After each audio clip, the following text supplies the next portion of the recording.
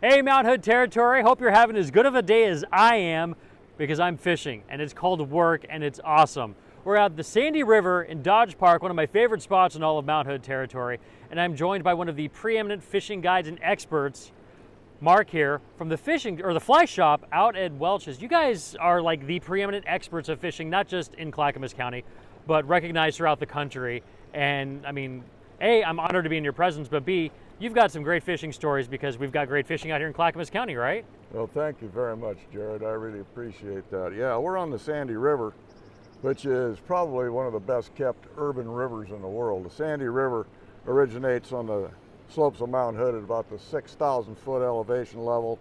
And we're about, that's about 40 miles away. We're about 20 miles upstream from the mouth of the river. Sandy River is a very, very energetic river. It falls 6,000 feet in 55 miles. It's very fluctual, and it's one of the best salmon and steelhead rivers in the state of Oregon. And good thing we got our waders on because it's a little chilly too. Yeah, right. I think this melted like what, 3 days ago, this water here? Yeah, well, this water where we're standing left the glacier about 3 days ago. Yeah. That's about right. And right now where we're standing, it's about 45 degrees probably, something like that, 45, 47 degrees, which is great for fishing. The bright sunlight, of course, isn't that great for fishing for these kind of fish. You know, we could have been out here, 2-3 hours ago, but if we'd have done that, nobody could see what was going on out here in the camera, so it would have been too dark to see. Yeah, it's a trade-off, I guess. But Yeah. you know what they say, a bad day fishing beats a good day working. I'm doing both. This is your job, so I think we're pretty lucky, right? Yeah, I spend a lot of time out here. I spend, about an average about 3-4 days a week guiding people. I was on the river yesterday. We got a couple of fish yesterday, and my client was happy. So work is play, play is work.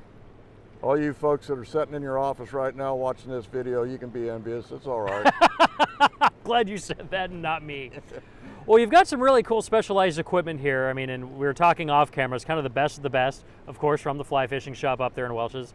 This is spey fly fishing, which is a little bit different than what a lot of other people may be used to when they see fly fishing. That's right, Jared. This is a two-handed fly rod, spey rod. This kind of fishing is actually very old, very traditional, but it's kind of new in the United States. If you went back in the historical record, you'd find two-handed fly rods in Chinese literature from about 4,400 years ago. There actually were two-handed fly rods before there were reels or any of that kind of stuff like that. It's still, of course, very appropriate for catching the fish that we have here. The tackle has changed tremendously, of course, in 4,400 years, and this is some of the highest tech stuff available. Well, we talked again before on this, and I found this just really cool. I mean, this is like a heavy-duty aluminum reel that not only do you use for out here for steelhead, for spring chinook, but you've caught some bigger fish on this thing as well. I actually caught a small marlin on this reel out in the Sea of Cortez. So this reel has seen some things, has seen some action. Hopefully, we'll see a little more action today. So tell us, what exactly are you going to be doing? Kind of walk us through this process here. All right. Well, this is a typical steelhead run. Has fast shallow water coming into deeper, slower water, and steelhead tend to hang out on the transition zones. It's kind of waiting for prey to come by that they can ambush, or? Well, they've done all their feeding out in the ocean. Primarily all their feeding. They still have their search image and their strike response. They brought with them from the ocean, and that's basically what the fly is that I'm going to use. Is a fly that simulates a squid rather than anything that lives in this water here. But these fish, in this river right now are fresh. I mean, they haven't been out of the ocean very long, so they still remember stuff that they've been feeding on out in the ocean. Okay, so. Yeah, Molly, zoom in on this fly, because this thing is really cool, because again, this is not, the typical fly that I would think of if I thought of fly fishing. This is something a little different and unique for the situation. Well, this fly looks tremendously different right now than it will in the water, and probably you'll insert a picture of the fly in the water, because we'll be sure and get one, you know, because this fly right now looks like something that somebody dug out of their belly button or something like that. But, you know, as soon as it hits the water, it becomes very animated, you know, and it looks a lot like squids and shrimp and krill and that kind of stuff that these fish been feeding on out in the ocean. So this is not like a trout fly that simulates one hatch, so to speak. It has some recognizable features that fish will mistake it for, like a shrimp or a squid. Steelhead, about 90% of their diet when they're beyond the continental shelf is juvenile squid. So, like I said, they're fresh enough from the ocean that they retain their search image and their strike response from feeding out there and growing up out in the ocean. Our fish here, you know, spend a couple of years in fresh water, then they go to the ocean and they spend 1, 2, 3, or even 4 years out in the ocean. And the longer they spend out in the ocean feeding on that high octane food, you know, the larger they grow. And steelhead in this river wind up being, you know, 4 to 30 pounds. So wow. There's a wide range of sizes. The average fish here is 27 to 31 inches long and weighs 7 to 11 pounds. That's a good fish. That's a good fish. Well, let's see you put it out there. I'm anxious to see how this thing works. All right, so spey casting, the way I've got it set up here, this is called a Skagit outfit. This type of line was developed here in the United States on the Skagit River primarily, you know. So it has a sinking tip. It has 11-foot long, fast sinking tip, a 4-foot leader, the fly, and then the orange part of it is called a shooting head. And spey casts originated so a person could work in really close to obstructions behind them and cast using almost no back cast. So I'm just going to pull out enough line to throw some casts here. I'm going to throw this off my left-hand side, which is not what you guys were looking at, but I don't want to hit anybody. Well, I can go off to the other side here. Nobody needs to see me. It's all about the fishing anyway. I'm not worried about you. You're out of the way. The good-looking camera person, however, is not out of the way. However, we'll see if we can keep her out of the way. Wow, look at that thing go. Yeah, well, that cast was really butchered because, like I said, we got people there, and I don't want to stick that, you know. Well, it makes some great blooper reels. Number 2 hook, you know, in her somewhere. No, so you said this works great in situations where, like, if you're on a bank with heavy brush behind you. The thing that people aren't going to be able to see here is how close the camera is to what I'm doing, and how close the camera person is, and how limited the amount of room is that I have to work in, which is exactly, don't move, you're fine, I'm not going to hit you. As long as you stand still, you're safe. But it is, you know, it is restrictive. See, I can stand here with the camera person about 13 feet from me. Yeah, the rod almost poked her.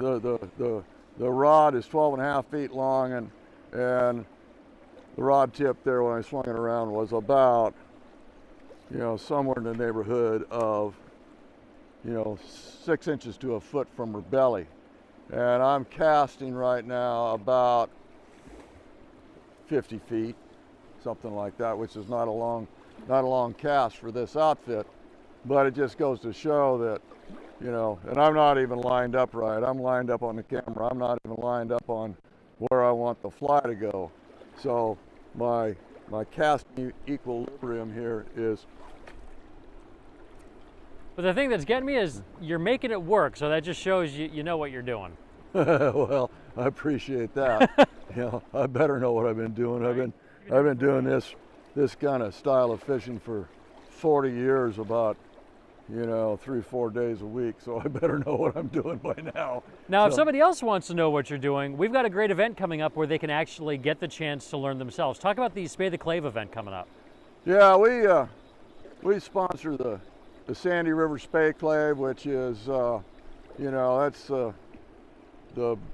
supposedly, we've been told this many times by people who should know, that it's the largest and the best event of its kind in the world, and it deals just with spey casting, spey fishing. There'll be 24 on the water demonstrations by some of the best spey casters in the world. It's actually a spey casting college, is what it is. Oh wow, okay. And basically it's free. If you Wait, there's a college for this? Where the hell was my guidance counselor on that one? Well, wish I'd known that in high school. if you pay your $5 entry fee to get your automobile in Oxbow Park, and that's where it is. Sandy River Spey Clave is May 18th to 20th, Oxbow Park at Group Area A, and it's basically free. You pay the $5 fee to get your rig in the park, and then you get all this instruction, and we even feed you for free. So you'll also see, all the best spey tackle in the world will be there. There will be somewhere in the neighborhood of 1,000 fly rods there. Wow. Yeah. So, it's a major league deal. If you're interested in fly fishing for salmon and steelhead, you don't want to miss it. You want to be there. It's the place to be. So I'll see you there. Give us a little bit of info too on the fly fishing shop so people can find you guys there. Well, the easiest place to find the fly fishing shop in Welces, Oregon is online at www.flyfishusa.com. We were one of the first fly shops in the world that was online. The internet basically went public in April of 1981, and by May of 1981 we were online. That is impressive right there. Yeah, that's good. Yeah. There's, when we went online, I think the major search engine was something called Web Crawler, which wasn't even really a search engine because nobody really knew what a search engine was supposed to be. And I think in fly fishing there was something like 150 entries on fly fishing, and we were near the top of that heap. Now I have no idea how many entries there are on fly fishing on the internet, but there's probably 150 new ones every day. So. But you guys are the first, and you guys are the best. Well, we think we are. That's what everybody else tells me too. We try to be, yeah. So if you want to learn about fly fishing, hit the Sandy River Spey Clave coming up in May. It's on, and you'll find a link to that on also the fly fishing shop's website as well, correct? That is correct. So you can find it all on there. We'll have the address and everything for the fly fishing shop up on the article. Click the link on this video. You'll find yourself there. I think to close this one out, Molly and I are gonna back up out of your way, and we're just gonna kind of let you do your thing unhindered a little bit, because we want to see the spey fishing in action without me and the camera being in the way. So we're gonna close up the video that way. Mark, thanks for having us out today.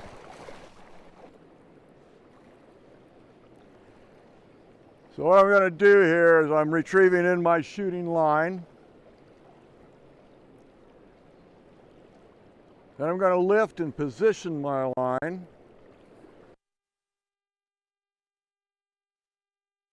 And I'm just going to form a D-loop and shoot it out there.